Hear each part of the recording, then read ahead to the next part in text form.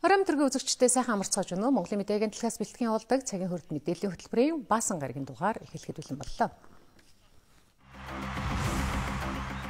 Давсын чуулган 2 дахь өдрөө үргэлжилж байна. Батламгалах яам үндэсний үйлдвэрлэгчдийг сонгон худалдан авалт хийхээр боллоо. Эрүүл мэндийг эмнэлэгтээ нэгтгэсэн шийдвэрийг эргэж харах хэрэгтэй гэж эрүүл мэнд спортын сайд үзэж байна. Хоньны насаар хийсэн үндэсний үйлдвэрлэгчдийн бүтээгдэхүүнийг цэцэрлэг цэргийн ангийнхан худалдан авах боломжтой. Үйлдвэрийн тарганд хүнсний нэмэлт химийн бүтээгдэхүүн хийхийг төрийн бус байгууллагын эсэргүүцэж байна. Японы 2 иргэнийг барьцаалсан лалын улс бүлэглэлийнхний шаардлагын хугацаа дуусаж байна. Умард Атлантын эвсэл Польш, Румын, Болгар болон Балтийн тэнгисийн орнууд дахь цэргийн хүчээ нэмэгдүүлнэ. Өнөөдрийн цагийн урт мэдээллийн хөтөлбөрөөр бид эдгээр болон бусад мэдээний дэлгэрэнгүй үзүүлэхээр бэлтгэлээ.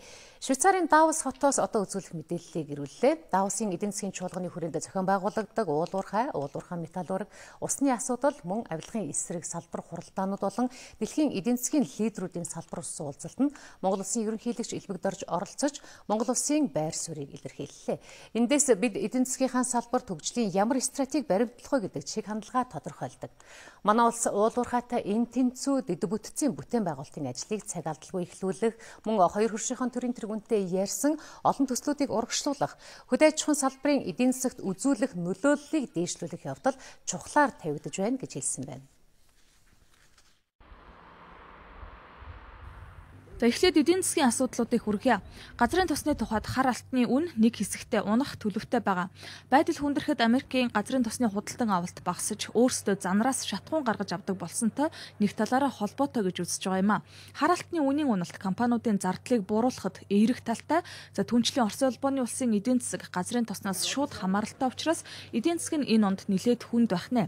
Энэ байдал зөвхөн Оросын улбооны улсаас гадна түүний хөрш зэрэгэлд Европын холбооны улсуудын эдийн засагт ч нөлөөлнө гэж болгоомжилж байна. 2015 онд бүгд найрамдах Хятад ард улсын эдийн засгийн өсөлт удаашран Хятадын эдийн засгийн өсөлт 2014 онд 7.6% та энэ онд 7.5% болж буурна гэж тооцож байгаа юм. Энэ нь эргээд 2015 онд Хятадын импорт буурна. Ялангуяа манайх шиг ашигт малтамлынхаа ихэнхийг Хятад руу гаргадаг улсад 2 дахь хувилбарыг яаралтай хэрэгжүүлэх хэрэгтэй болж байна. Хамгийн гол анхаарах ёстой юм бол өнгөрсөн жил одоо болсон тэр айлчлалын үеэр бидний хэлж тохирсон ярилцсан зүйлүүд байгаа. Тэр ярилцаж тохирсон зүйлүүд одоо ажил болгох хэрэгтэй. Ялангуяа дэд бүтцийн шинжтэй хөрөнгө оруулалтууд байгаа. Одоо уул уурхаан талд хөрөнгө оруулалт муудах юм уу, үн унж байгаа бол бусад дэд бүтцийнхаа шинжтэй хөрөнгө оруулалт тэр ажлуудаа хийж явах хэрэгтэй. Одоо шинэ цэцлэгээ станцуудаа барьж явах хэрэгтэй. Шинэ төмөр замуудаа тавьж явах хэрэгтэй. Мөн нөгөөтэйгүр уул уурхаагаас бусад одоо хөрөнгө оруулалт шаардах, тэгээд аваад эдийн засгийн өсөлтөнд нэмэр болох одоо салбар юу вэ? Монголын хувьд бол хөдөө аж ахуй байгаа. Давсын эдийн засгийн чуулганы дэлхийн лидерүүдийн анхаарлаа хандуулах ёстой нэг номерын асуудал усны зөв бодлого зохистой хэрэглээ болоод байна. Манай орны томоохон гол мөрөн гадагшаа урсгалтай бас тэгш бус байршилтай. Говийн аймагуудад усны хомсдол одоо ч их энэ хэмжээгээр өвчлөл өндөртэй байдаг. Уулуурхайтай хит анхаарал усны нөөцөө хямгахгүй зарцуулсан хот суурин газарт саарл усыг хэрэглэнэ гэж их ярьдагч хэрэгжилт муу гэд энэ бүхнийг одооноос бодлохоор зохицуулахгүй бол алцтай эдийн засагт ихээхэн дарамт үзүүлэх асуудал ч хөндөгдлөө. Усыг ингээд олоод одоо бүр усыг хураана гэж ярьж байгаа ш, тариа хураана гэдэгтэй адилхан ус хураагаад тэгээд түүнийг ашиглаж байгаа бол бид нар энэ уул уурхайн компаниудыг дэмжиж явах хэрэгтэй. Тэр саарл ус ашиглаж байгаа бол дэмжих хэрэгтэй. Яг энэ чиглэлд одоо шинэ алхам хийж харуулах хэрэгтэй. Швейцарын Давос хотноо 45 дахь удаагийн дэлхийн эдийн засгийн чуулга уулзалт энэ сарын 24-ний хүртэл дэлхийд дахины шинэ нөхцөл байдал гэсэн гол сэдвийн дор зохиогдно. Энэ жилийн уулзалтад 40 гаруй орны төр засгийн тэргүүн, 140 гаруй орны бүс нутгийн бизнес, засгийн газар олон улсын байгууллагууд, академи, иргэний нийгмийн болоод хэвлэл мэдээллийн байгууллагын төлөөлөл болох 2500 гаруй хүн оролцож байна. Дэлхийн лидерүүд 4 хоногт санхүүгийн хямралаас эхлээд дэлхийн болон бүс нутгийн эдийн засаг, Украины хямрал, геополитикийн хурцтмал байдал, дэлхийн уур амьсгалын өөрчлөлтийн нийгэм эдийн засагт үзүүлэх нөлөө зэрэг олон улсад тулгараад байгаа шийдвэрлэл зохих олон асуудлыг өргөн хүрээнд хэлэлцэж байна. 2015 улсын хурал 2015 оны улсын төсвийн тодотголын төслийн 2 дугаар хэлэлцүүлгийг хийхдээ дэд сайдуудын оронтой болон мөн ажлын албаны нарийн бичиг жолооч болон автомашины зардлыг хасгаар тогтоод байсан боловч өнөөдөр тухайн санал хураалтаа хүчингүй болгосон байна. Өөрөөр хэлэх юм бол цаашид дэд сайдуудын оронтой хэвээр хадгалагдаж улсын төсвөөс холбогдох зардлыг нь санхүүжүүлэхээр боллоо. Дэд сайдуудын оронтой ажлын албаны нарийн бичгийн дарга жолооч автомашины зардлыг улсын төсвөөс хасах саналыг Гишүүн Ганбаатар гаргаж улсын хурлын төсвийн байнгын ороо болон чуулганы өчигдрийн нэгдсэн хуралдаанд оролцсон гишүүдийн олонхон дэмжиж байсан. Тухайн санал хураалтаар шийдсэн өөрчлөлттэй зарим хуулийн заалтыг нийцүүлэх саналыг Гишүүн Гончигд орж гаргасан боловч төрийн байгуулалтын байнгын ороо дэмжсэнгүй. Өөрөөр хэлбэл дэд сайдын оронтой хэвээр байх ёстой гэж төрийн байгуулалтын байнгын орооны гишүүдийн олонхон үзэж холбогдох саналаа чуулганы нэгдсэн хуралдаанд гаргалаа. Байнгын орооны тухайн саналыг Гишүүн Гончигд орж танилцууллаа. Засгийн газраас нэмэлт өөрчлөлт оруулахаар өргөн барьсан төсөл тусгагдаагүй асуудлаар санал дүгнэлт гаргахыг хориглосон хуулийн зохицуулт байдаг. Иймд хуулиа дагаж мөрдөхөднөөс эдгээр хуулиуд нэмэлт өөрчлөлт оруулах асуудлыг хэлцэхийг дэмжих боломжгүй. Улсын хурлын гишүүн Ганбаатарын гаргасан санал нь зөвхөн нам өвчлийн хоорондын асуудал биш, засаглалын эрх мэдэл хуваарлтын хувьд харилцан хүндлэлтэй хандах ёстой асуудал. Цаашид үндсэн хуулийн зөрчил олон хүндрэлийг бий болгоно. Төрийн байгуулалтын байнгын орооны удирдлагын тайлбараас үзвэл нэг дэд сайдын үйл ажиллагааны жилийн төсвийн нийт зардал 34.7 сая төгрөг байдаг. 17 дэд сайдынх нийт 590 сая төгрөгт хүрдэг гэсэн тооцоо гаргасан байна. Харин төсвийн тодтголын 2 дахь хэлэлцүүлгийн явцад дэд сайдуудын холбогдох зардлыг хассан хэрнээ орон тоог нь хэвээр үлдээхээр өөр хуулийн зохицуулт хийвэл зөрчил үүснэ. Тиймээс өөр гарц хайх ёстой гэдгийг гишүүн даваа сүрэн санууллаа. Тэр энэ дэд сайд нарын асуудлыг бол ингээд энэ хураагдсан энэ зарчмаар нь явчаад шаардлагатай гэж үзвэл дахиад төсөвдөд тодтгол хийх байдлаар шийдсэн хууль эрх зүйн талаасаач зөв ер нь нийгэмд бас одоо өгөх тэр мэдээлэл талаасаач бол энэ нь зөв юм болов уу гэж би бодоод байна л. Төрийн байгуулалтын байнгын орооны дарга Бакегийн тайлбарлаж байгаагаар бол байнгын ороо тухайн асуудлыг хэлэлцэх санал дүгнэлт гаргахдаа ямар нэг хууль зөрчөөгүй. Хуралдааны дэгээ баримталсан гэж үзэж байна. Гишүүн Ганбаатарын хувьд улсын хурал дэд сайдуудын оронтой зардлын асуудлыг шийдвэрлэхдээ хууль зөрчсөн гэсэн байр суурьтай байна. Тэр бол гишүүний санал туйлын зөв шүү дээ. Зардлаа л хасъя.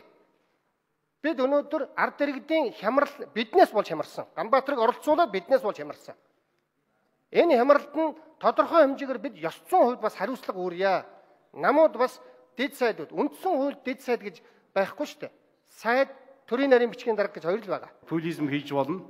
Популизм ч бас өөрөө хэмжээ хязгаартай байдаг юм шүү. Хууль зөрчөөгүй. Цэцэд очиж болно. Хэн ч гэсэн очиж болно. Хуулийн дагуу бид нар бол явах ёстой. Улсын хурлын чуулганы нэгдсэн хуралдаанд оролцсон гишүүдийн олонх нь зарим хуульд нэмэлт өөрчлөлт оруулах шаардлагагүй гэж үзсэн тул дэд сайдуудын оронтойг хэвээр байлгахаар боллоо. Бас төсвөөс холбогдох зардлыг нь хасахгүй байхаар шийдэд байна. 48 гишүүн оролцож 33 гишүүн зөвшөөрч 68.8% саналаар төсвийн байнгын орооны санал дэмжигдэж Ганбаатар гишүүн санал дэмжигдсэнгүй. Нэг хоногийн хугацаатай популизм ингээд дуусч байна.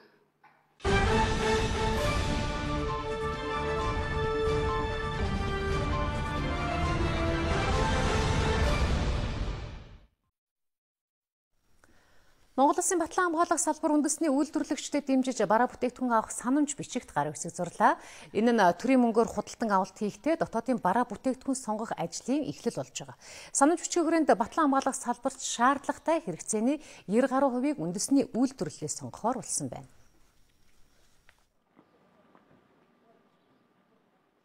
Аж үйлдвэрийн яам импортыг орлох бараа бүтээгдэхүүн үйлдвэрлэж дотоодын хэрэгцээг хангана гэж төлөвлөсөн харин үндэсний үйлдвэрлэл эрхлэгч аж ахуйн нэгжүүд үйлдвэрлэсэн бараа бүтээгдэхүүнээ борлуулах зах зээл байдаггүй.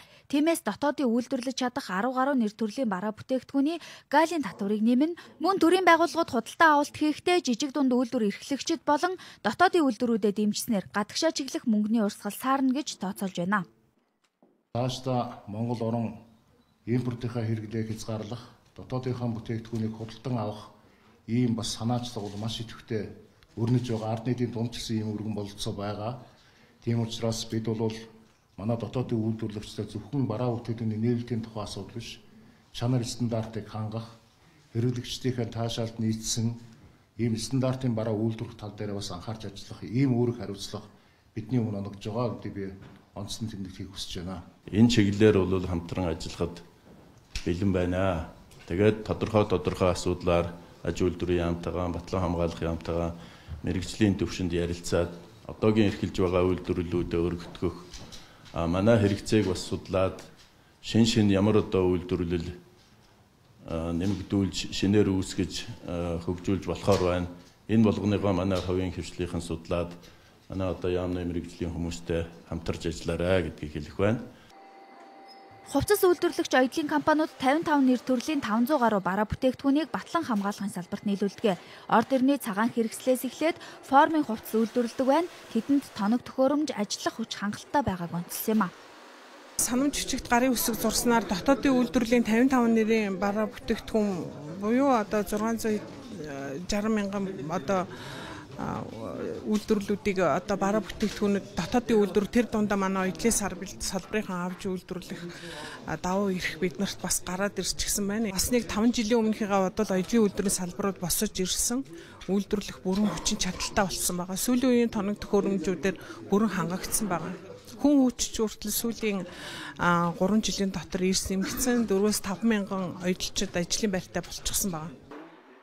Улсын хэмжээнд 365 ноос ноолуурын бүтээгдэхүүн үйлдвэрлэдэг аж ахуй нэгж байдаг. Тэд энэ салбарт хүнжил, ноосон цамц гээд ноос ноолуураар хийж болох бүхий л бараг нийлүүлнэ.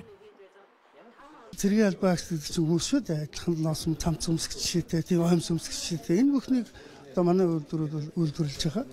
Тийм учраас маш өргөн хэмжээнд буюу бидний одоо өөрчлөсөн төлөвлөж байгаагаар бол одоогийн борлуулалтыг бараг 4 дахин өсгөх боломжтой гэж бид тооцоолж байгаа юм.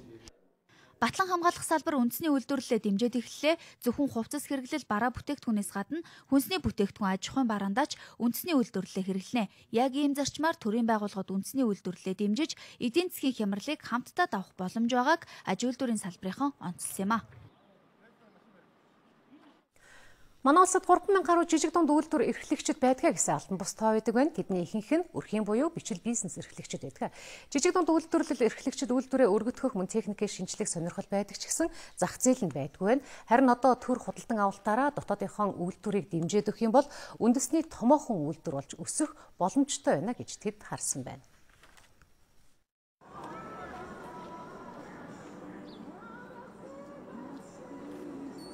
За бид нар өнгөрсөн 11-р сард яг энэ үйлдвэрээс сурвалжлага мэдээлэл хийж исэн. Тэгэхээр энэ үйлдвэрийн эзэд бол хэлжсэн. Бид нар боловсруулсан хоньны ноосыг бол одоо нэхэд хүнжил гудас хийдэг ийм үйлдвэр одоо нээж байгаамаа. Энэ үйлдвэр хэрэг хүчин чадлаараа ажиллах юм бол сургууль, цэцэрлэг, айрмын одоо хүнжил гудасыг бол бүрэн хангах хүчин чадалтай. Гэтэл биднэрт захиалах худалдан авалт одоо олдохгүй байна гэж хэлжсэн. Тэгвэл яг ийм үйлдвэрүүдэд өнөөдөр одоо боломж олж байна. Өнөөдөр аж үйлдвэрийн яам, батлан хамгаалах яамтай гэрээ хийгээд төсвийн мөнгөөр худалдан авалт хийж байгаа худалдан авалтаараа үндэсний үйлдвэрлэгчтэй дэмжиж гэсэн ийм гэрээ хэлцээр хийсэн. Яг энэ гэрээ хэлцээр хэрвээ ажил хэрэг болоод батлан хамгаалах яам танаа үйлдвэр тандаад захиалга авъя гэх юм бол танах одоо юу нийлүүлж чадах вэ? Манай үйлдвэр бол батлан хамгаалах яамд хүнжил гудас болоод одоо зэргүүдийн өвлийн хувцсны дотрыг нь ширмлэр хийж өгч болно. Дотор нь бол одоо энэ цэвэр хоньны ноос, Монгол хоньны ноосыг боловсруулсан синтоныг орлох импортын бүтээгдэхүүнийг орлох бүтээгдэхүүн байгаа. Монголд цэвэр хоньны ноос. Цэвэр хоньны ноосыг манай Монгол улстай энийг одоо ингээд боловсруулж эхэлчихэд байгаа. Өнөөдөр өрхийн үйлдвэр эрхлэгч болгон төрийн худалдан авалтын тендерт оролцох боломжгүй. Учир нь тэд тодорхой хэмжээний шалгуур хангасан байх ёстой. Тухайлбал жилд дор хаяж 10 сая төгрөгөөс дээш борлуулалт хийж улсад нэмэгдсэн өртгийн татвар төлсөн байна. Мөн 2-3 жил тогтмол үйл ажиллагаа явуулсан байх зэрэг шаардлага тавьдаг. Харин энэ шаардлагыг уран текстиль компани хангаж байгаа эсэхийг бид тодруулсан юм а. Энэ жилээс ахвалаад нөгөө төлөгч болж байгаа. Тэгээ ерөнхийдөө бол тэгээд тэр шаардлагыг бол хангана гэж үзэж байгаа. Тэгээд саяхнаас энэ орчлон дунд сургуульд бас өөрсдөө хийсэн бүтээгдэхүүнийг нийлүүлсэн. Тэгээд 400-аад хүүхдийн бүтээгдэхүүн нийлүүлсэн байгаа. Тэгээд тэднээс бол чанарын шаардлага бүх юм нь бол хангагдсан. Манай үйлдвэр дотоодын цэргийн ангийг бүхэлд нь хоньны ноос хүнжил, гудас, орны давуу зэргээр хангах хүчин чадалтай гэж тэд хэлж байлаа. Тус үйлдвэр өнгөрсөн онд Батлан хамгаалах яамны худалдан авалтын тендерт оролцохоор судалгаа явуулахад энэ тооцоо гаргажээ. Харин одоо Батлан хамгаалах яам тус үйлдвэрээс худалдан авалт хийдэг болчихвол хөнгөн үйлдвэр судалгаа шинжилгээний хүрээлэндж ашиг тустай юм байна. Учир нь хөнгөн үйлдвэрийн судалгаа шинжилгээний хүрээлэн 2012 оноос эхлэн бүдүүн ширхэгтэй Монгол хоньны ноосыг боловсруулж үндэсний үйлдвэр эрхлэгч нарт нийлүүлж байгаа. Гэтэл хиймэл ноос орлуулагчаар хийсэн бүтээгдэхүүн урд хөршөөс ихээр орж ирдэг учраас Монгол хоньны ноосон бүтээгдэхүүн зах зээлд ихээр гарч ирж чадахгүй байгааг тэд хэлж байсан юм а. Уламжлалт томоохон баяр цагаан сарыг үндэсний үйлдвэрлэгчдэд дэмждэг аян болгохыг үйлдвэрлэгчид уриалж байгаа. Манай улс урд хөршөөс аймс түлхүүрний осроос эхлээд цагаан сараар олон төрлийн бүтээгдэхүүнийг худалдан авч бусад саруудтай харьцуулахад 40 сая долларыг импортын бүтээгдэхүүнд илүү зарлагддаг байгаа. Үйлдвэрлэл хэрэглээ өсөлт болондоо бид цагаан сараар үндэсний үйлдвэрлэгчдэд давхар дэмждэг баяр байхын ач холбогдлыг сурвалжилсан юм а.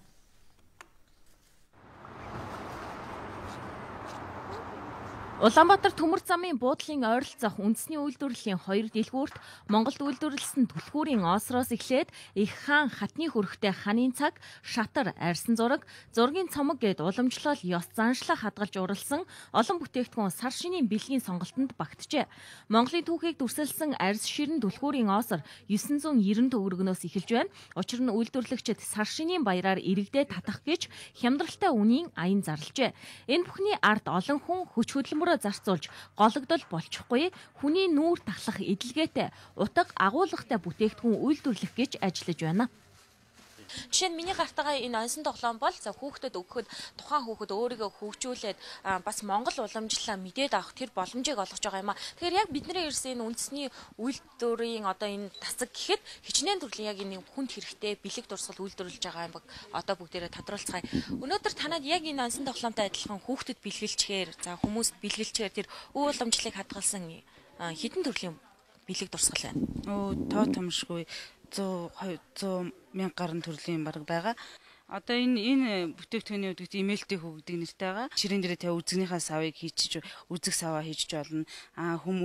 Мэддэг танихгүй хүмүүст энэ дөрөө имэйл ингээ тайлбарлаад өгчөж болно. Энэ бол Монголын хөдөө амьдралыг ир ахуй амьдралыг харуулсан. Үнэ гихтэл хаанаас нь саах вэ? Морь унжаваа хүн байна, хураг ишиг байна, тимээ байна, айл гэр байна. Энийг одоо хотын хүмүүсд ингээл мэдэн таниулах юуны амьдрал, хөдөөний амьдралыг харуулсан бүтээгдэхүүнүүд манай компани бол хийж байгаа. Үндэсний үйлдвэрлэгчид хэрэглэгчдэд татахын тулд юу хийж бүтээж байгааг нь олон нийтэд хүргэх борлуулах цэг цөөн байгаа. Гэхдээ иргэд Улаанбаатар төмөр зам шөнийн захад байрлаж байгаа үндэсний үйлдвэрлэлийн төвийг мэддэг болж байна. Тиймээс ч энд зорж ирж цагаан сарын гарын бэлгээ бэлдэж байна. Одоо нэг 10 хэдийн ил тавчгийг л одоо дундчлаад авдаг юм бол гэж бас бодчихлээ. 10-20-оор нь лавна да. 20-оор нь лавхгүй болохоор чи бас одоо бас нэг 5-3 төгрөг 2-3 мянган төгрөг хорогдох юм. Эдийн засаг хүндэрч байгаа үед ингээд бас зүтгэл гаргаад хүн юм хийж яхад чинь тийм ээ. Бас эрүүл ахуйд нийцтэй чинь манай юмнууд тийм ээ. Бүгдээрээ сайн хямдрал зарлаад өгөх хэрэгтэй. Тэгжээж л бүгдээрээ хэрэглэн штэ. Ажлын байр олдохгүй байна. Юмны үн өдөр ирэх бүр нэмэгдэж байна гэж хүн бүр л ярьж байна. Гэхдээ яг ийм хүндрэлтэй үеийг дэлхийн үйлдвэрлэлийг тэргүүлж байгаа улс орнууд баялаг бүтээгчдэд дэмжижил давж гарсныг судлаачид санууллаа. Тиймээс эхний ээлжинд цагаан сараараа үндэсний үйлдвэрлэлээ иргэдэн дэмждэг сарын аян болгохыг тэд дэмжиж байна. Цагаан сар тэмдэглэдэг Азийн орнууд байна. Манай Хятад одоо өмнөд хөрших Хятад байна, Солонгос байна, Япон байна. Энэ улсууд чинь бол бас л яг үндэснийхээ өөрийнхөө үйлдвэрийн сайн бүтээгдэхүүнийг авч хэрэглэх, тэрнийгээ бэлэглэх ийм л одоо ерөнхий хандлагатай байж идэг. Үндэсний үйлдвэрлэлийн бүтээгдэхүүнээ сонгож авах, тэрнийг худалдах, тэрнийхээ үн цэн бас боломжтой хэмжээнд байх арга хэмжээнүүдийг авч явуулсаар байгаад ерөөсөө цагаан сарыг үндэсний үйлдвэрлэлийг дэмждэг ийм баяр болгож хувиргах нь бол бас манай үндэсний хувьд чухал зүйл. Үйлдвэрлэл хөгжснөр яадаг юм гэхээр зэрэг гадны улс орнуудаас хараат байх амьдрал, улс орны хөгжил, одоо тухайн компани үйл ажиллагааны хөгжил бүх юм тэднээс хамааралтай байх. Тэр хамаарлыг бууруулж чаддаг. Бусдаас нөлөөлөлгүй, хамааралгүй амьдрахын тулд өөрсдөө үйлдвэрлэлээ сурах хэрэгтэй гэсэн ийм л зарчим. Үүнийг яриад өнгөрөх биш хийж хэрэгжүүлж байж л үндэсний үйлдвэрлэл хөл дээрээ босч одоо байгаа бүтээгдэхүүнээ илүү чанаржуулах хөрөнгө мөнгөтэй болно. Мөн олон хүн ч ажилтай болно. Удахгүй гарах гэж байгаа цагаан сарын өргөдөгсөн худалдаануудыг хот хөдөө гэлтгүй өргөжүүлж үйлдвэрлэгчид нь иргэдтэй хямд үн чанарыг санал болгодог сарын аян болгохыг иргэдэж дэмжиж байгаамаа.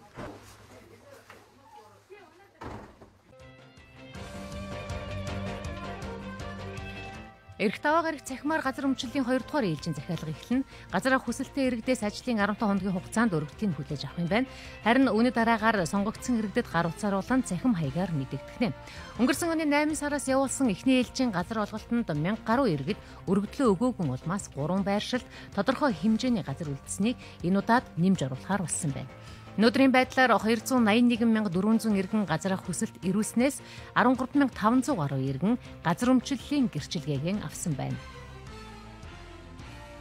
Улсын их хурлын төсвийн байнгын хороо хуралдаж онцгой албан татварын тухай хууль болон ашигт малтмуудлын тухай хуульд өөрчлөлт оруулах тухай хуулийн төслүүдийн анхны хэлэлцүүлгийг хийлээ. Онцгой албан татварын тухай хуулиар бүх төрлийн согтууруулах ундаа тамхи, автобензин, дизелийн түлш, суудлын автомашин болон төлбөрт таавар, бооцоод тоглоомын үйл ажиллагаанд ашиглаж байгаа техник хэрэгсэл, тоног төхөөрөмжөнд онцгой албан татварын хэмжээг Америк доллараар тогтоосон нь өнөө хүртэл мөрдөгдөж байгаа. Энэ нь долларын ханш өсөх үед аж ахуй нэгжүүдийн татварын ачаалал нэмэгддэг бол ханш буурах үед төсвийн орлогын их үүсвэрт сөрөг нөлөө үзүүлэх нөхцөлийг бий болгож байгааг хууль сахиулагч хэллээ. Хүнсүдэ аж ахуйн яамны төрийн нарийн бичгийн даргын туршаалаар 2015 оны эхний хагас жил гадаадын улс орнуудад мах экспортлох аж ахуй нэгжүүд тодорхой боллоо. Гадаадын улс орнуудад Монгол малын махыг экспортлох эрхийг нийтдээ 8 аж ахуй нэгжид олгосон байна. Тухайлбал Баатрууд Тэнгэр, Гүрэм, Ургамал компаниудад үхрийн мах экспортлох эрхийг олгосон байна.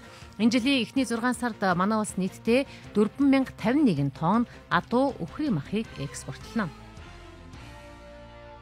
Үндэсний хөгжмийн шинжилэл хөгжил тодорхой хувь нэмэр оруулж байгаа хуурчдыг шалгаруулж шилдэг морин хуурч батламжийг олголоо. Энэ батламжийг морин хуур сайн тоглодог морин хуурчдаас гадна мөн урлаачид, морин хуурын удирдаач, морин хуурын багш нарт олгосон байна. Ийм шалгаруулалтыг жилбэр зохион байгуулахаар болсноо Монголын морин хуурын төвийнхэн хэлсэн байна.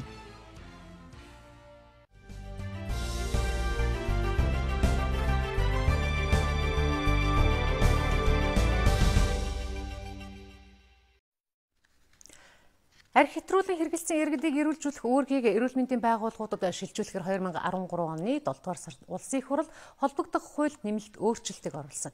Энэ шийдвэрийг хэрэгжүүлэхийн тулд эмнэлгүүд ямар ширхэг хүнд нөхцөлд ажиллаж байгааг өнгөрсөн 7 хоногт бид хөтөлбөртөө үзүүлсэн байгаа. Тэгвэл өнөөдөр энэ асуудлаар эрүүл мэнд спортын сайд хэвлэлээр байр суурин илэрхийлсэн юм а. Тэрээр хуулинд оруулсан нэмэлт өөрчлөлтийг эргэж харах шаардлагатай гэж үзсэн байна.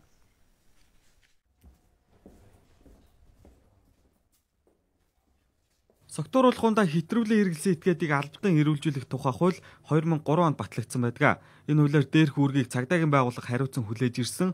Харин 2013 онд энэ хуулийн тодорхой заалтуудад зарим нэмэлт өөрчлөлтийг оруулснаар албатан эрүүлжүүлэх үүргийг эмнэлгүүд үлээх болсон.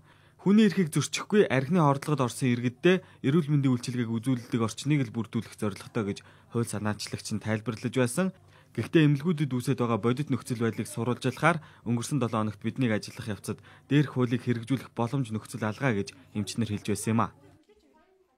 Тусгай хамгаалттай газар тийм ээ, тусгай одоо биднийг хамгаалагчтай тусгай бэлтгэгдсэн объектэнд тэгэхгүй бол бас яг энгийн өвдөд ирж байгаа улсуудтай холилдоход бас хажууд нь байгаа энэ өвчтнүүдэд маань маш их стресс ордог. Архины дэмэрлэлтэй улсуудын чинь яг сэтгцийн нэмжилдэг сэтгцийн улсууд байх хэрэгтэй. Тийм үү? Тэгэхээр бид нар зүгээр энгийн энэ дүүргийн имлэгт авчрах нь бол нэлээд бидний юунд бол төв хөвчүүлж байна. Авиж хүнээр би зодуулсан. Тэр ингээд толгоо молгоо айгүй хөвцсөн. Тэр хүн нэрээгүй зургийг нь бол авцсан байгаа. Тэр нэг ирнэгээд ирээд уулзна гэсэн уулзаагүй. Бодит нөхцөл байдал ийм байгааг өнгөрсөн 7 хоногт бид ингэж үзүүлсэн. Харин өнөөдөр яг энэ асуудлаар эрүүл мэнд спортын сайд өөрийн байр сууриа илэрхийллээ. Согтуу хүмүүсийн үйл ажиллагаанаас учирч байгаа энэ одоо хүндрэл бэрхшээлийн талаар бол маш их одоо мэдээллүүдийг бол одоо бидэнд ирүүлж байна. Тэгэхээр ямар гарч шийдэл байна вэ гэхээр хуулинд нь буцаад өөрчлөлт оруулах шаардлагатай. Би бол энэ асуудлаар ерөнхий сайдтай мөн санс солилцсон хууль зүйн сайдтай энэ талаар бас тусад нь уулзах ингээд одоо энэ хуулийг одоо буцааж одоо өөрчлөлт оруулах ийм одоо боломжийг бол эрүүл мэндийн спортын яамны зүгээс бол тавьж бол ингэж одоо ажиллахаас өөр аргагүй байдал төрөгч байна. Арх хэтрүүлэн хэрэглэж эмнэлэг түргэгдэж байгаа хүмүүсийн зөвхөн 1% л эрүүл мэндийн үйлчилгээ авах зайлшгүй шаардлагатай байдаг юм байна. Тэгэхээр үлдсэн хэсэг нь ердөө л хоног төрүүлээд гардаг гэсэн үг ээ. Тэд бас зүгээр ч хонохгүй эмч ажилтнуудыг зодож бэртээж хэвийн үйл ажиллагааг нь алдагдуулан эмнэлгийн тоног төхөөрөмжийг эвдэж байгаа гэж Шилэг дам сайд хэлсэн. Өнгөрсөн хугацаанд энэ мэтээр эрүүл мэндийн салбараас нийт 50 гаруй сая төгрөгийн зарлага гарсан байна. Тиймээс энэ хуулийг яаралтай эргэж харах шаардлага байгааг салбарын сайд нь хэлж байсан юм а. Монголчууд эртнээс сүүн бүтээгдэхүүнийг ямар нэгэн бодис хольж солилгүй цэврээр нь хэрэглэсээр ирсэн. Харин өнөөдөр үйлдвэрийн аргаар боловсруулагдж байгаа сүүн бүтээгдэхүүнд хүнсний нэмэлт бодисыг хольж байгаа. Энэ нь хүнсний аюулгүй байдалтай холбогдох асуудал гэж сүүн бүтээгдэхүүн хэрэглэгчдийн төвөөс мэдэгдсэн байна. Амархан эсгэхгүй, амархан гашилгахгүй тулд хүнсний нэмэлт химийн бодисуудыг өнөөдөр Монголын сүүн бүтээгдэхүүн үйлдвэрлэгчид ихээр ашиглаж байна. Энд нэр дурдахыг хүссэн боловч биднийг нэр хүнд гутаалаа гэж шүүхэд ханддаг учраас нэрийг нь хэлэх аргагүй. Гэхдээ ийм бичгтэл бол хүнсний нэмэлт химийн бодис орсныг илэрхийлнэ гэж сүүн бүтээгдэхүүн хэрэглэгчдийн төв төрийн бус байгууллагын тэргүүн тайлбарлаж байна. Ихэнх сүүн бүтээгдэхүүний үйлдвэрлэгч нарын маань шошгалтын дээр Е440 гэсэн ийм шошгалттай сүүн бүтээгдэхүүн байгаа. Е331, Е451, Е1442. Гэтэл энэ жишээлбэл одоо 1442 гэдэг цардсан ус төрөгчийн фосфорын хүчил гэдэг энэ бүтээгдэхүүний маань өөрийнх нь хүнсний нэмэлт ээж штэ. Монгол улсын стандартаар баталсан. Тэгэхээр энэ өөрөө хатаамал шарсууны бяцлах сүүн бүтээгдэхүүн, шарсуун бүтээгдэхүүнд хэрэглэхийг зөвшөөрч байгаа. Эсгэлэн бүтээгдэхүүн бол тарганд хэрэглэхийг зөвшөөрөөг байгаа. Өөрөө ямар зориулттай юм бэхээр дүүргэгч, тогтворжуулагч, өтгөрүүлэгч, цэдэмгэлжүүлэгч цэвэр хадгалтын хугацааг барих зорилттой. Сүүн бүтээгдэхүүн дэх хүнсний нэмэлт химийн бодиснууд нь хүний биед харшил үүсгэхээс гадна өвчний суур болох магадлалтай. Тиймээс үүнийг болиулах тухайд мэргэжлийн хяналтын ерөнхий газарт хандсан боловч тэд ийм хариулт өгчээ. Энэ хүнсний нэмэлт хийснийг шинжил тогтоох чадвар байхгүй байна гэж өөрсдийнх нь автор хэлж байгаа. Энэ хүнсний нэмэлт мөрдөх батлагч нь шинжилгээний арга байхгүй байна бидэнд. Тэгэхээр энэ юу гэсэн үг вэ гэхээр бид нар ер нь хүнсний нэмэлт юу ч хийцэн байсан манай лабораторийн хүчин чадал ер нь том муу юм байгаа юм байна шүү гэдгийг ингээд энэ баримтаар би та бүхэнд илэрхийлж байна. Сүүнд нэмэлт бодис солихгүйгээр органик хэлбэрээр нь боловсруулах нь орчин үеийн дэлхийд дахины хандлага болцоход байна. Ийм үед бид хоцрогдсон аргыг хэрэглэх нь цөөн хүн амтай Монгол улсын хувьд аюулгүй байдалд халтай гэж сүүн бүтээгдэхүүн хэрэглэгчдийн төв үзэж байсан юм а. Энийг бас та бүхэнд хандаж хэлэх Зээлийн Батлан даалтын сангаар дамжуулаад барьцсан хөрөнгө дутагдaltaй байдаг 330 аж ахуй нэгж үйлдвэрлэлээ өргөжүүлэх санхүүгийн их усрт болсон байна. Өөрөөр хэлэх юм бол аж ахуй нэгжүүдийн зээлийн барьцсан хөрөнгөний 60 хүртэлх хувийг батлан дааж банк санхүүгийн байгууллагаас нийтдээ 53 орчим тэрбум төгрөгийн зээл авах боломжийг нь бүрдүүлж өгсөн байна. Шинээр үйл ажиллагаа эхлүүлж байгаа үйлдвэрүүд арилжааны банкны зээлийн шалгуурыг давхад хүндэлсэн, харин Батлан даалтын сангаар дамжуулан зээл авснаар тоног төхөөрөмжийн шинжилэл, хүний нөөцийн асуудал, зах зээлийн борлуулалтаа нэмэгдүүлж чадсан байна. Манайх болохоор амны цаасны үйлдвэрлэл худалдаа эрхэлдэг. Салфеткэн дээр л хэвлэл хийж байгаа. Монголд анхдагч одоо үйл ажиллагаа эхлээд 4 жил болж байгаа. Анх бол Батлан даалтын сан бич байхгүй байхад бол банкн дээр зээл авахд барьцсан хөрөнгийн шаардлагыг тавьдаг гэсэн хүндрэлтэй. Удаашралтайсан тэгээ Батлан даалтын сан гэж гарч ирснээр зээл авахд арай хэлбэр болж төргөн шуурх болсон. Тэгээд Батлан даалтын сангаар хамрагдаж зээл авснараа одоо манай ажлын байр бол 2 дахин нэмэгдсэн байгаа. Зээлийн Батлан даалтын сангаар дамжуулаад би 350 сая төгрөгийн зээл авсан. Энийгээр үйлдвэрийнхээ тоног төхөөрөмжийг шинжлэх, нэмэгдүүлэх, эргэлтийн хөрөнгөө нэмэгдүүлэх шугамар зээлийг авсан. Манай компани болохоор барилгын тулаас төмөр үйлдвэрлэдэг. Юм байгуулыг бүтээ гэсэн хүнд гарч идэг хамгийн нэг номерын одоо хүндрэл шүү дээ. Тийм ээ. Өөрийн хөрөнгө мөнгө хүрхгүй байна гэдэг бол. Тэгээ тэр хэмжээнд хийх гэхээр хөдөлж чадахгүй болчихдог. Тэгвэл бас өөрийн гэсэн болно гэсэн зүйлийг хийхэд тэгэл ер нь үнцэн зогсож байгаа. Тэгээ энэ зогсоохгүй урагш нь явуулж байгаа зээлийн Батлан даалтын сангийн үйл ажиллагаа бол нэг цаг явуулсан. Тий Монголын нийгэмд өнөөдөр ийм л юм хэрэгтэй. Зээлийн Батлан даалтын сангийн үр шимийг хүртэж үйлдвэрлэлээ өргөжүүлж чадсан 330 аж ахуйн нэгжийн 211 нь Улаанбаатар хотод байдаг. Тиймээс бага зах зээлд олон үйлдвэр ашигтай ажиллах шаардлага үүснэ.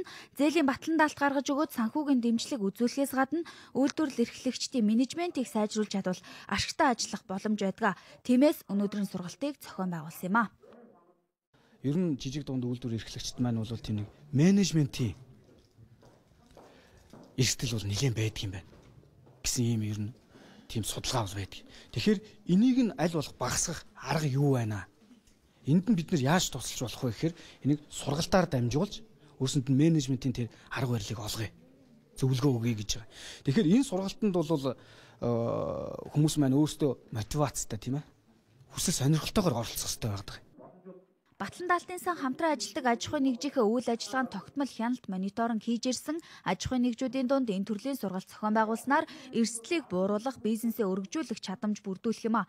Ийм сургалтаа уламжлал болгон тогтмол зохион байгуулна гэж төлөвлөж байна. Шилэн дансны хууль хөдөө орон нутагт хэрэгжиж байгаа мэдээллээр бид хөтөлбөрөөр үргэлжлүүлж байна. Увс аймгийнхан төсөв санхүүгийн ил тод байдлыг хангах шилэн халаас хөтөлбөрийг хэрэгжүүлж байсан нь шилэн дансны хуулийг хэрэгжүүлэхэд сайнаар нөлөөлсөн байна. За энэ талаарх мэдээллийг манай орон нутагт дах сурвалжлаг шинхмаа зураглаач ган зоригноор бэлтгэн ирүүллээ. Төсөв санхүүгийн ил тод байдлыг хангах зорилгоор 2012 оноос Увс аймагт шилэн халаас хөтөлбөрийг хэрэгжүүлж эхэлсэн. Энэ хөтөлбөрийн хүрээнд байгууллагууд төсвийн зарцуулалт, худалдаа авалтаа сар улирал жилээр байгууллагынхаа цахим хуудас болон мэдээллийн самраар олон нийтэд хүргэж хэвшсэн байна. Тиймээс энэ оноос хэрэгжиж эхэлсэн шилэн дансны хуулийг шууд хэрэгжүүлэх боломж энэ аймагт бүрджээ. Одоогийн байдлаар төрийн болон орон нутгийн өмчт бүх компаниуд бол одоо мэдээллийн нэгдсэн сайтад бол мэдээлэл байршуулад байна. За манай аймагын хувьд бол энэ шилэн дансны тухай хуулийг хэрэгжүүлэх асуудал маань яг шин дутам ажил биш. Бид бол 2012-аас 16 оны аймгийн засаг даргын үйл ажиллагааны мөрийн хөтлөлт шилэн халаас хөтлөлтийг хэрэгжүүлнэ гэж энэ заалтынхаа дагуу төсөв санхүүгийн нээлттэй ил тод байдлыг одоо хэрэгжүүлж эхэлсэн. Увс аймгийн санхүүгийн хяналт аудитын албанаас төсөв санхүүгийн мэдээллээ цахим хуудсанд байршуулсан байдалд хяналт шалгалт шинжилгээ хийсэн байна. Увс аймгийн хувьд татан буугдсан байгууллагуудыг хасаад 200 гаруй байгууллага мэдээллээ шилэн дансны цахим хуудсанд байршуулах ёстой. Үүнээс хөдөө аж ахуйн их сургуулийн харьяа, баруун бүсийн эрдэм шинжилгээний хүрээлэнгээс бусад бүх байгууллага мэдээлэлээ оруулжээ. Тус байгууллагын хувьд төсөв санхүүгийн мэдээллээ бэлтгэж, байгууллагаас шалтгааллах зүйлээ хийсэн ч програмын алдаанаас шалтгаалan мэдээлэлээ оруулж чадаагүй байгаа юм байна. За цаашаа шилэн дансны мэдээллийг оруулах тал дээр бас хэд хэдэн зүйлийг анхааруулах шаардлагатай гэж үзэж байна. Нэгдүгээрт нь одоогийн байдлаар шилэн дансныхаа мэдээллийг бол мянгалтай оруулсан газрууд байгаа. Эдгээр газрууд бол мянгалгүйгээр төгрөгөөр оруулах шаардлагатай хавцлт нэг заасны дагуу. Сар үеэр оруулсан мэдээллийнхаа талаарх мэдээлэлд тогтвол оруулж тэгээд кэтэл хэмнэлтийн шалтгааныг нэг тодорхой сайн оруулж их шаардлагатай байгаа. Увс аймгийн иргэн бүр хүссэн үедээ интернетээр байгууллагын төсөв, түүний зарцуулалт, худалдаа авах ажиллагааны талаарх мэдээллийг авах бүрэн боломжтой болсон. Шилэн данс Gov.cg хэмээн цахим хуудасны орон нутаг гэсэн цэсийг сонгон аймгаа сонгоод хүссэн байгууллагынхаа төсөв санхүүгийн мэдээллийг авах юм а. Mobicom корпорацаас худалдаа хөгжлийн банктай хамтран хэрэглэгчидтэй урамшуулах зорилгоор 2006 оноос 2012 оны хооронд Loyalty хөтөлбөрийг хэрэгжүүлсэн. Хэрэглэгчид хөтөлбөрийн хугацаанд цуглуулсан оноогоо 2014 оноос шинээр зах зээлд нэвтэрсэн Candy оноонд хөрвүүлж авах боломжийг олгож байгаа юм байна. За хэрэглэгчид 2015 оны 2 дугаар сарын 28-нд дуустал Mobicom-ийн үйлчилгээний салбаруудад сахим үнэмлэхтэйг ирж өөрийн дансан дах Loyalty оноогоо Candy оноонд шилжүүлэн ашиглах боломжтой байна. За харин энэ хугацаанд Mobicom Loyalty дансан дах оноогоо хөрвүүлэн авч амжаагүй хэрэглэгчдийн оноотой дүүцэх хэмжээний мөнгийг Mobicom корпорац болон худалдаа хөгжлийн банкны зүгээс нийгмийн сайн сайхны төлөөх шин төсөлд санхүүжилт болгон оруулах болно гэдгийг мэдэгдсэн байна. Давсын чуулган 2 дахь өдрөө үргэлжилж байна. Батлан хамгаалах яам үндэсний үйлдвэрлэгчдийг сонгон худалдан авалт хийхээр боллоо. Эрүүлжүүлэхийг эмнэлэгтэй нэгтгэсэн шийдвэрийг эргэж харах хэрэгтэй гэж Эрүүл мэнд спортын сайд үзэж байна. Хоньны насаар хийсэн үндэсний үйлдвэрлэгчдийн бүтээгдэхүүнийг цэцэрлэг цэргийн ангийнхан худалдан авах боломжтой. Үйлдвэрийн дарганд хүнсний нэмэлт химийн бүтээгдэхүүн хийхийг төрийн бус байгууллагын эсэргүүцэж байна. Японы 2 иргэнийг барьцаалсан лалын улс бүлэглэлийнхний шаардлагын хугацаа дуусаж байна. Умард Атлантын эвсэл Польш, Румын, Болгар болон Балтийн тэнгисийн орнууд дахь цэргийн хүчээ нэмэгдүүлнэ. Одоо та бүхэнд олон улсын амьдралд өрнөж байгаа үйл явдлаас манай орчуулагч редактор Төвшин Жаргалын бэлтгэснээр хүргэе. Умард Атлантын эвсэл Польш, Румын, Болгар болон Балтийн тэнгисийн орнууд дахь цэргийн хүчээ нэмэгдүүлэхээр төлөвлөсөн байна. Энэ тухай тус эвслийн ерөнхий нарийн бичгийн дарга Болгарын ерөнхийлөгчтэй уулзсныхаа дараа хийлгсэн хэвлэлийн баг хурал дээр мэдэгдсэн байна.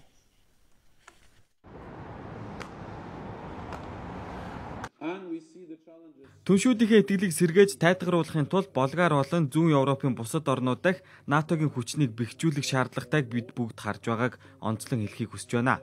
Цэргийн хүчнийг шилжүүлэх замаар нэмэгдүүлэхийг бид санал болгож байна. Мөн манайхны талын аюулгүй байдлыг хангах гол хүчин зүйл болох цэргийн сургуултыг бид хийх болно. Түншүүдийнхээ аюулгүй байдлыг хамгаалахын төлөө үргэлж боломжтой бүхнээ бид хийж ирсэн.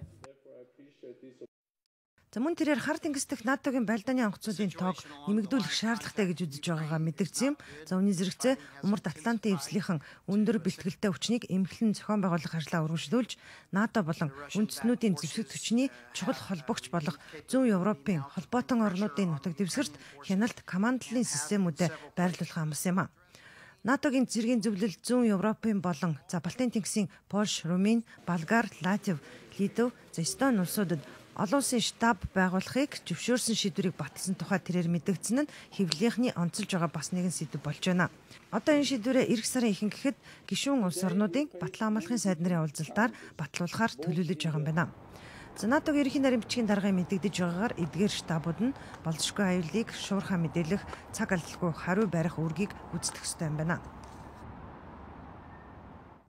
Японы 2 иргэнийг барьцаалсан лалын улс бүлэглэлийнхний шаардлагын хугацаа цаг гаруй өмнө дуусаад байгаа юм байна. Хэт аврагчдын олгосон 72 цагийн хугацаа дуусж байгааг мэргэжилтнүүд болон мөн тусгайгийнхан интернетээр цацсан бичлэгтэнд тулгуурлаж ойролцоогоор тогтоож инхүү дууссан гэж үзсэн байна. За одоогоор барьцааны хүмүүсийг суллахтай холбоотой Японы засгийн газраас гаргаж байгаа хүчин чармайлалт үр дүнд хараахан хүрч чадаагүй байна.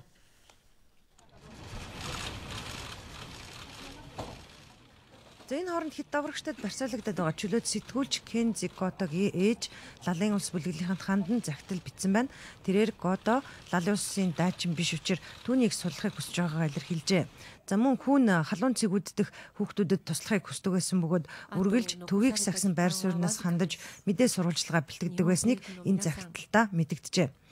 За Готогийн ээж Токиод хийлгсэн хэвлэлийн баг хурлынхаа үеэр энэ хүү загтлаа танилцуулсан бөгөөд тэрээр Японч лалын улс бүлэглэлийн дайсан биш найрсаг харилцааг үргэлж эрхэмлэж ирснийг тэмдэглэсэн байна.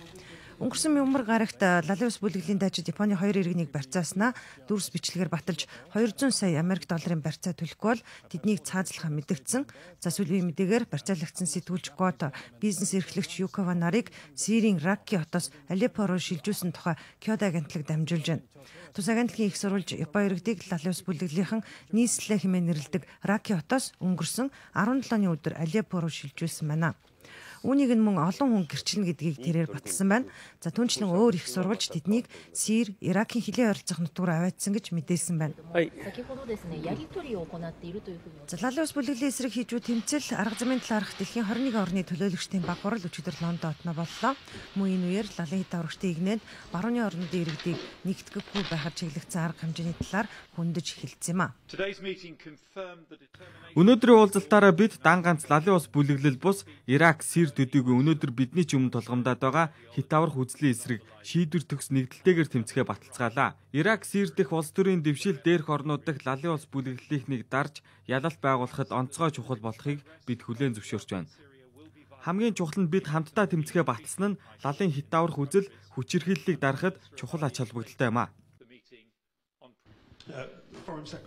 Лалын улс бүлэглэл бол Сир эсвэл Иракийн асуудал биш. Энэ бол харилцан зохион байгуулалттай бүх нийтээр хүчин чармаалт гарган тэмцэх дэлхийн нийтийн асуудал гэдгийг бид ойлгож байна. Энэ ч зорилгоор өнөөдөр бид энд цуглаад байна. Америкийн нэгдсэн улсын тэргүүлж байгаа олон улсын эвслийнхэн Брюссель дэх уулзалтынхаа хүчин чармаалт гаргах чиглэлүүдэд тодорхойлсон.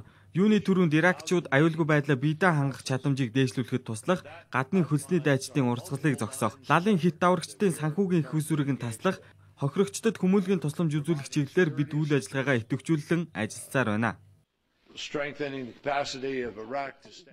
Тайландын төр парламент ерөнхий сайдсан Инглаг Чинавадыг ажлын хариуцлага алдсан болохыг хүлээн зөвшөөрсний зэрэгцээ олонхын саналаараа түүнд итгэл хүлээлгэхгүй байх тогтоолыг баталжээ.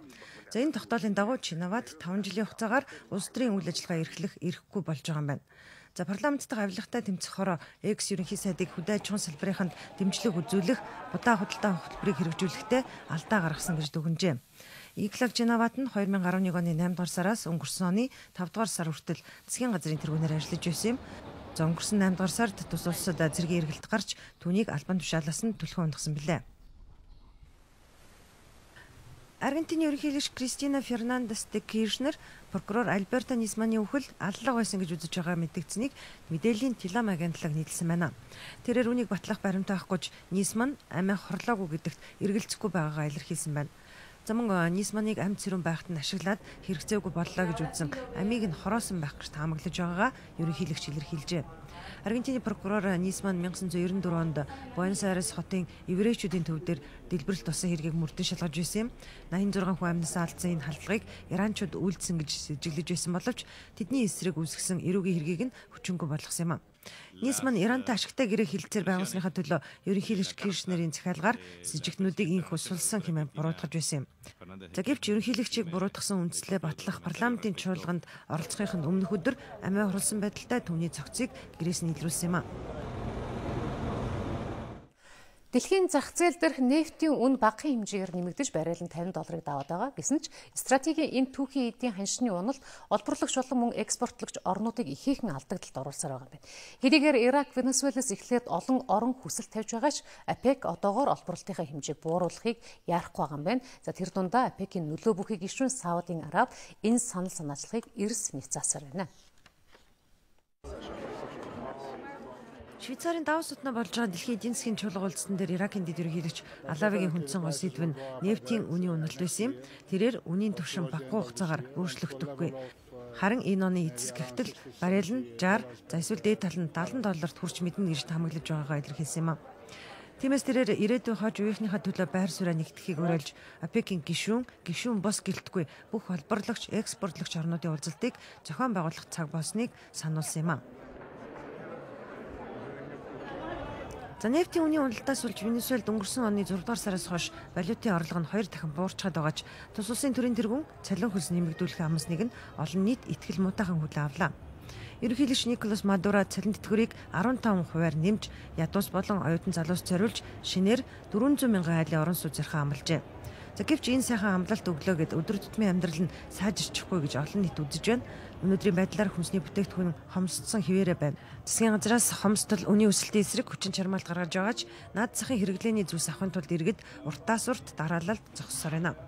Нефтийн үнийн уналтаас өмнө буюу 2006 оноос л тус улсад хүнсний гол нэрийн бараа бүтээгдэхүүн хомсдож эхэлсэн нь гадаад валютын арилжааг хязгаарласантай холбоотой гэж шинжээчид мөн тайлбарладаг юм а. Бид та бүхэнд үйл явдлын мэдээлэлээс танилцууллаа. Үзэгчид та бүхэнд ойрын өдрүүдийн цаг агарын урдчилсан мэдээг хүргэе.